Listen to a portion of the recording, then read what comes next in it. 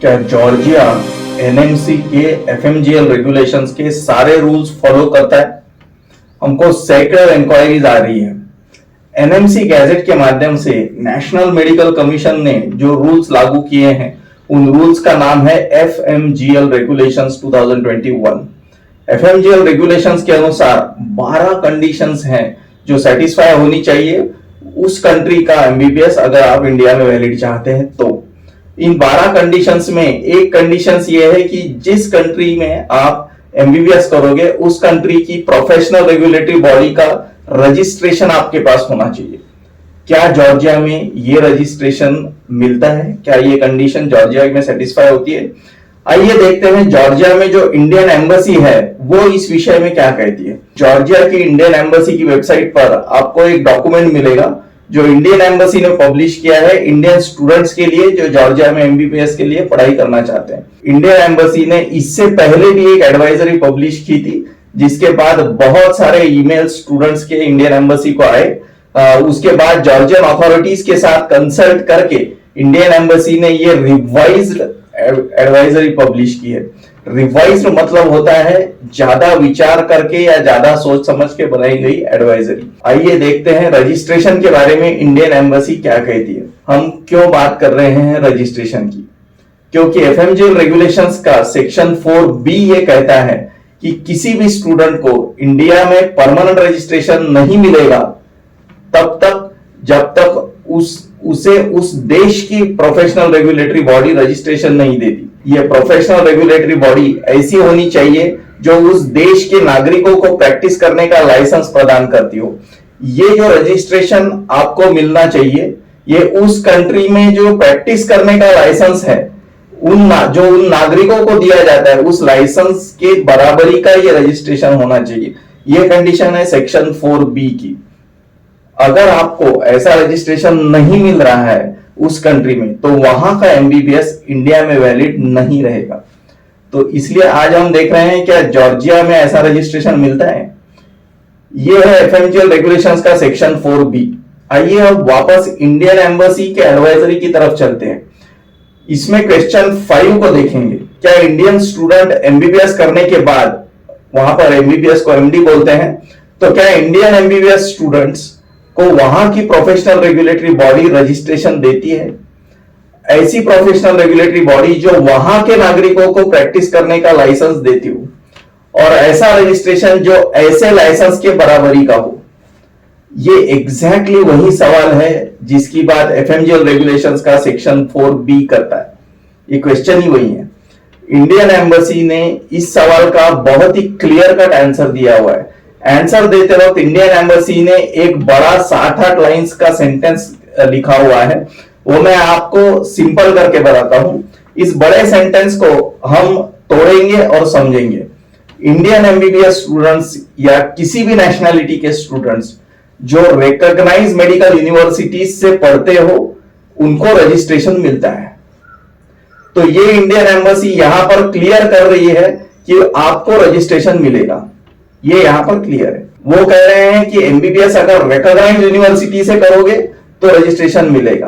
अब ये तो बड़ा सेंटेंस है, उसमें इन्होंने ये बताया है कि इन यूनिवर्सिटीज को रिकॉग्नाइज कौन करता है जॉर्जिया में। जॉर्जिया में जो मेडिकल यूनिवर्सिटीज रहती है उनको वहां की NCEQE ये संस्था रिकॉग्नाइज करती है। मतलब जैसे हमारे यहाँ NMC है वैसे वहां पर जॉर्जिया में NCEQE है। अब आगे वो ऐड कर रहे हैं कि ये जो NCEQE बॉडी है वो खुद world federation of medical education यानी WFME से रिकॉग्नाइज है। मतलब NCEQE WFME से रिकॉग्नाइज है। मतलब मेडिकल कॉलेजेस जो NCEQE से रिकॉग्नाइज है ऐसे मेडिकल कॉलेजेस से अगर आप एमबीबीएस करते हो तो आपको रजिस्ट्रेशन मिलेगा। सेक्शन 4B का एक पार्ट पूरा हो गया कि भाई रजिस्ट्रेशन आपको मिलेगा। अब सवाल यह है कि ये जो रजिस्ट्रेशन आपको मिलेगा क्या वो ऐसी बॉडी दे रही है जो वहां के नागरिकों को रजिस्ट्रेशन देने में सक्षम है? जॉर्जिया में रजिस्ट्रेशन आपको कौन दे रहा है? Ministry of education and science of Georgia आपको रजिस्ट्रेशन देगी। मिनिस्ट्री का मतलब होता है गवर्नमेंट। आपको वहां की गवर्नमेंट रजिस्ट्रेशन देगी।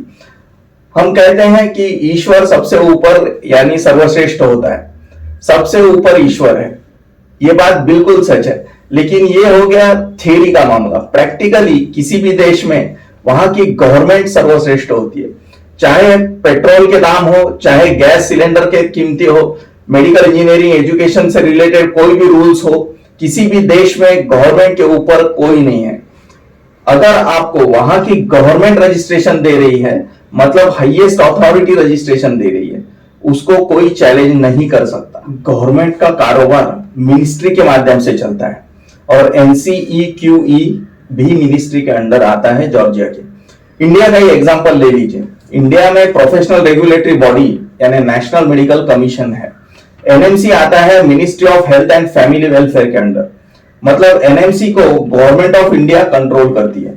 FMGL रेगुलेशंस 2021 जिसकी हम बात कर रहे हैं, उसमें सेक्शन 5C में लिखा हुआ है कि ये जो FMGL रेगुलेशंस है, ये उन फॉरेन मेडिकल ग्रेजुएट्स को लागू नहीं रहेंगे जिन्हें खुद NMC या फिर केंद्र सरकार इन नियमों में छूट दे रही है।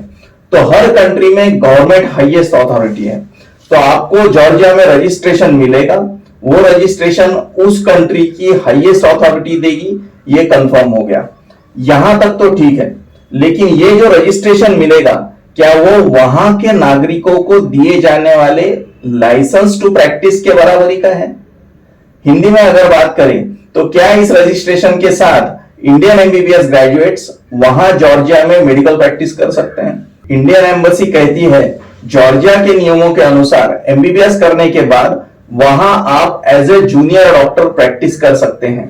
दूसरा, आप वहां पोस्ट ग्रेजुएशन कर सकते हैं या फिर बायोमेडिकल साइंस में रिसर्च करके PhD प्राप्त कर सकते हैं। आप टीचिंग या साइंटिफिक रिसर्च एक्टिविटी कर सकते हैं। मतलब क्लियर है, जितने ऑप्शंस MBBS के बाद इंडिया में अवेलेबल है, वो सारे ऑप्शंस जॉर्जिया में MBBS करने के बाद जॉर्जिया में अवेलेबल है। इसमें as a junior doctor medical practice भी इंक्लूडेड है। आप क्लियरली देख सकते हैं कि FMGL रेगुलेशंस के सेक्शन 4B में जितना लिखा हुआ है वो सब जॉर्जिया में फॉलो हो रहा है। इंडियन एम्बेसी की एडवाइजरी में जूनियर डॉक्टर ये एक टर्म इस्तेमाल की गई है। कुछ लोगों को यहां जूनियर शब्द से आपत्ति है। जूनियर डॉक्टर के क्लैरिफिकेशन के लिए आप हमारा ये वीडियो देखिए। आपके जितने डाउट्स हैं वो आप कमेंट्स में लिखें, हम सारे क्लियर करेंगे। आपको अगर 100% रिलायबल MBBS एब्रॉड कंसल्टेंसी चाहिए तो जरूर हमसे संपर्क करें, हम आपको पूरी एंड टू एंड सर्विस देंगे। धन्यवाद।